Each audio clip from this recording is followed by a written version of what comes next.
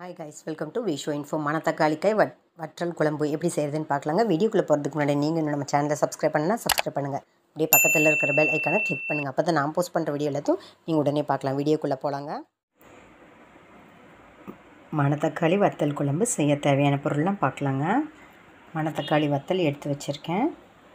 இந்த பச்சரிசி, கடலைப்பருப்பு, உளுத்தம்பருப்பு, மிளகு, சீரகம், தனியா, சிகப்பு மிளகாய், இது எல்லாத்தையும் நல்லா வதக்கிக்கணும். எண்ணெய் ஊற்றி வதக்கி அரைச்சிக்கணும். இது விழுதாக அரைச்சி எடுத்து வச்சுக்கணுங்க. தண்ணி ஊற்றி அரைச்சி எடுத்து வச்சுக்கணும். அப்புறம் வெங்காயம், பூண்டு கட் பண்ணி வச்சுருக்கேன். இந்த வத்தக்குழம்புக்கு தேவையான சிகப்பு மிளகாய் தூள், மஞ்சள் தூள், இந்த ரெசிபிக்கு தேவையான உப்பு, கொஞ்சம் வெல்லம் தேவைப்படுது. உங்களுக்கு விருப்பம் இல்லைன்னா விட்டுடலாம்.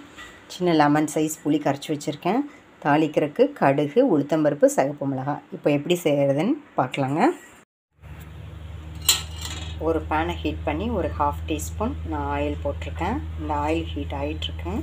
இப்போ நம்ம எடுத்து வச்சுருக்கிற திங்ஸ் எல்லாம் போட்டு நல்லா வதக்கி எடுத்துக்கலாங்க. நல்லா செவக்க வறுத்துக்கலாம்.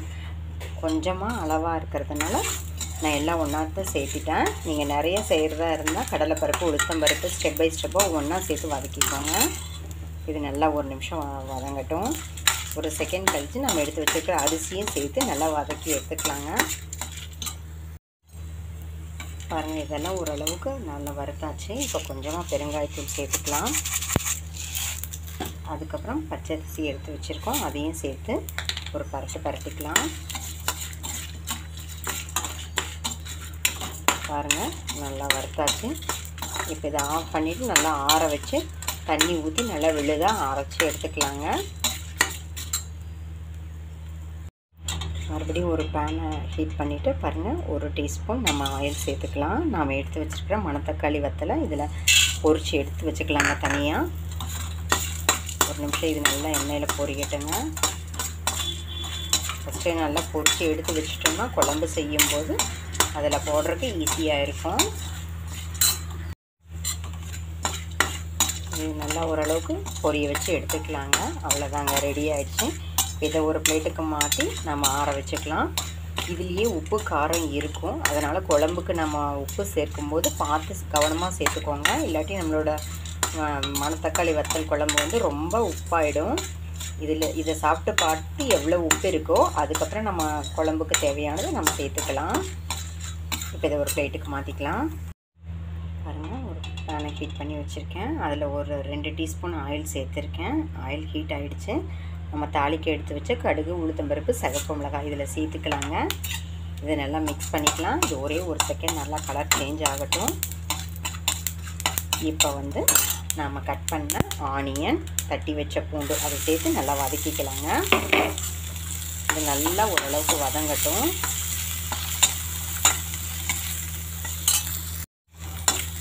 இது வதங்கிட்டு இருக்கும்போதே இந்த குழம்புக்கு தேவையான, இந்த வத்தல் குழம்புக்கு தேவையான உப்பு சேர்த்திக்கலாங்க.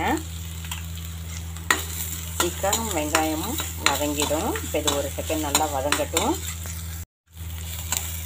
வெங்காயம் நல்லா வதங்கிடுச்சுங்க. இப்போ நாம் வந்து மஞ்சள் தூள், சிகப்பு மிளகாய் தூள் எடுத்து வச்சுருக்கோம், அதை சேர்த்துக்கலாம். ஒரு தடவை நல்லா மிக்ஸ் பண்ணிக்கலாம். இப்போ ஒரு செகண்ட் வதக்கிட்டு இப்போ நம்ம எடுத்து வச்சுருக்கிற புளி தண்ணியை சேர்த்துக்கலாங்க. புளி தண்ணியோட வெங்காயம் வதங்கட்டும். சின்ன லெமன் சைஸ் புளி கரைச்சி வச்சுருக்கோம். இப்போ இதெல்லாம் சேர்த்து நல்லா கொதிக்கட்டுங்க.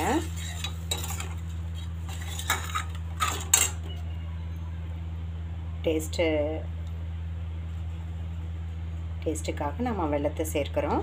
அதை சேர்த்துக்கலாம். உங்களுக்கு வேணான்னு நீங்கள் ஸ்கிப் பண்ணிக்கலாம்.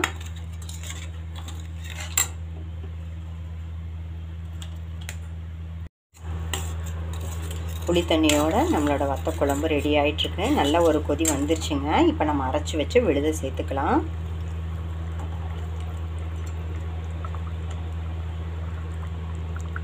தேவையான அளவு தண்ணி கூட சேர்த்துக்கலாங்க. இப்போ இதோடு சேர்ந்து ஒரு நல்ல ஒரு கொதிக்கட்டுங்க. நல்லா மிக்ஸ் பண்ணி விட்டுக்கலாம், இல்லை கட்டி ஆகிடும். இப்போ தண்ணியும் சேர்த்துக்கலாங்க. நல்லா மிக்ஸ் பண்ணி விட்டுக்கலாம். தண்ணி எந்த அளவுக்கு வேணும்னு நல்லா மிக்ஸ் பண்ணிவிட்டு பார்த்துட்டு சேர்த்துக்கலாங்க. டேஸ்ட்டு செக் பண்ணிக்கலாம். காரம் பத்தலைன்னா மிளகாய்த்தூள், டேஸ்ட்டுக்கு உப்பு பத்தலைன்னா தாராளமாக சேர்த்துக்கலாம். நம்ம சேர்த்த புளி கரெக்டாக இருக்கும். மறுபடியும் கொஞ்சம் தண்ணியை சேர்த்துக்கலாங்க. இதெல்லாம் சேர்ந்து நல்லா ஒரு கொதிக்கட்டும். அப்புறம் நம்ம ரெடியாக எண்ணெயில் பொரித்து வச்ச வத்தலை சேர்த்து கடைசியாக ஒரு கொதித்து இறக்கிடலாங்க. இப்போ வத்தலை சேர்த்துக்கலாங்க. நல்லா மிக்ஸ் பண்ணி விட்டுக்கலாம். இதெல்லாம் சேர்ந்து நல்லா ஒரு கொதி வரட்டுங்க. அருமையாக நம்மளோட மணத்தக்காளி காய் வத்த குழம்பு ரெடி ஆகிடுச்சு. டேஸ்ட்டு செக் பண்ணிக்கலாங்க. இப்போ இது ஒரு பவுலுக்கு மாற்றிக்கலாம். சூப்பராக இருக்குது. சூடான சாதத்தில் நல்லெண்ணெய் நெய் விட்டு சாப்பிட்டா அருமையாக இருக்குங்க. உடம்புக்கு ரொம்ப நல்லது. இதே மாதிரி சுண்டைக்காய் வத்தலை வச்சு கூட செய்யலாம். சூப்பராக இருக்கும். இப்போ இது ஒரு பவுலுக்கு மாற்றிக்கலாம். சத்தான சுவையான மணத்தக்காளி வத்தல் குழம்பு ரெடி ஆகிடுச்சுங்க. உடம்புல எங்கே புண்ணை இருந்தாலும் அல்சர் சம்மந்தப்பட்ட விஷயம் எதாக இருந்தாலும் இந்த குழம்பு சாப்பிட்டா இதில் இந்த மணத்தக்காளி வத்தல் நம்ம சேர்த்து செஞ்சதுனால ரொம்ப நல்லதுங்க. எங்கே புண்ணு இருந்தாலும் அது ஆறிடுன்னு சொல்கிறாங்க. மாதத்துக்கு ஒரு தடவை இந்த மாதிரி செஞ்சு பாருங்கள். ஃப்ரெஷ்ஷாக கிடைக்கும்போது செய்யுங்க. ஃப்ரெஷ்ஷாக கிடைக்கல இந்த மாதிரி வத்தலை யூஸ் பண்ணுங்கள். ரொம்ப நல்லது உடம்புக்கு. ட்ரை பண்ணி பாருங்கள். அல்சர் இருக்கிறவங்களுக்கு இது கண்டிப்பாக ரொம்ப நல்லது தான். மணத்தக்காளி கீரையில் எவ்வளோ சத்து இருக்கோ அதே மாதிரி இந்த காயிலையும் சத்து இருக்குங்க. ட்ரை பண்ணி பாருங்கள். என்னங்க இந்த ரெசிபி உங்களுக்கு பிடிச்சிருந்தா லைக் பண்ணுங்கள், ஷேர் பண்ணுங்கள், கமெண்ட் பண்ணுங்கள். ஞாபகமாக சப்ஸ்கிரைப் பண்ணுங்கள். ஓகே, பாய்.